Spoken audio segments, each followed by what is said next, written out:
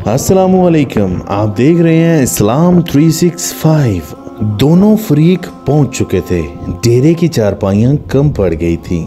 मुलाजिम डेरा के कमरे में पड़ी 2-4 कुर्सियां भी उठा लाया। इसी दौरान ही चौधरी साहब धोती कुर्ता पहने, हुक्का हाथ में थामे सलाम करते हुए जज की कुर्सी की तरह सामने रखी चारपाई पर बैठ गए और अपने मुलाजिम बूटे को आवाज लगाते हुए कहा, बूटे सबके लिए फर्स्ट क्लास सी चाय बना कर लाओ। जिस भाई ने हुक्का का कश लगाना हो वो भी मेरे साथ बैठ सकता है। ये कहकर चौधरी साहब नजीरे से मुखातिब हुए। हाँ नजीरे, अपनी बात सुनाओ। नजीरे ने बात शुरू करते हुए कहा, चौधरी साहब, आपको पता ही है कि मैंने अपनी बेटी की शादी मुख्तारे के बेटे के साथ की थी। दोनों में रोज लड़ाई झगड़ा रहता था। लड़का नशा करता था और अपनी बीवी को खर्चा पानी भी नहीं देता था। समझाया बुझाया भी बहुत, मगर सुधरा नहीं।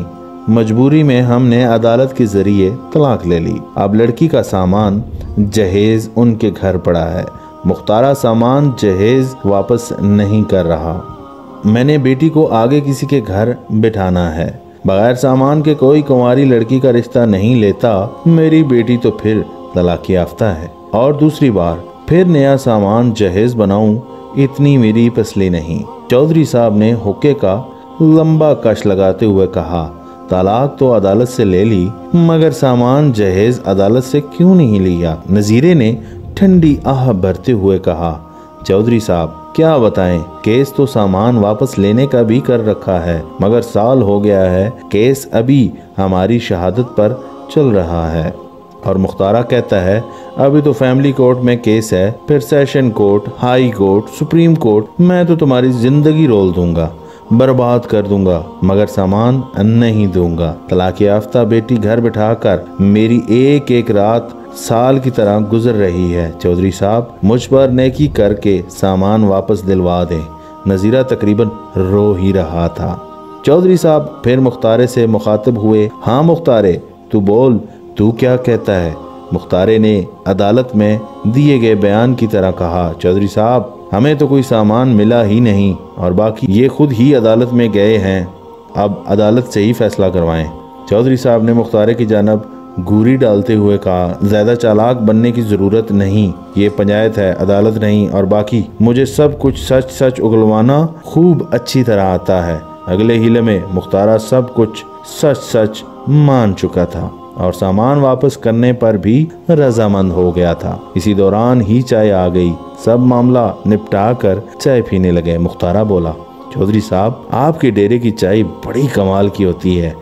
चौधरी साहब कहने लगे, कल हम सब तुम्हारे घर की चाय पीने आएंगे, सामान भी तैयार रखना। अगले दिन मुख्तारे के घर से सामान वसूल करवा कर चौधरी साहब ने नजीरे को कहा, अब अदालत जाकर अपना केस वापस उठा लाओ। नजीरा जब केस वापस लेने अदालत गया तो उसे चौधरी का कच्चा पक्का डेरा पुख्ता अदालती बिल्डिंग से कहीं ज्यादा खूबसूरत लगा। और जब उसने अंग्रेजी सूट बूट में मलबूस जज की कुर्सी की जानब नजर दौड़ाई, उसे चारपाई पर धोती कुर्ते में मलबूस हुक्का पीता चौधरी याद आ गया और वो सोचने लगा, जज तो चौधरी होते हैं, सरदार होते हैं, अदालतों के बाबू तो तारीखें देकर तनख्वाह वसूल करने आते हैं। जब केस सामान जहेज का चल रहा हो तो इसका मतलब होता है किसी बूढ़े की तलाक याफ्ता बेटी इस सामान जहेज के फैसला के इंतजार में अपने बूढ़े माँ बाप के कंधों पर मजीद बोझ बनकर बैठी है।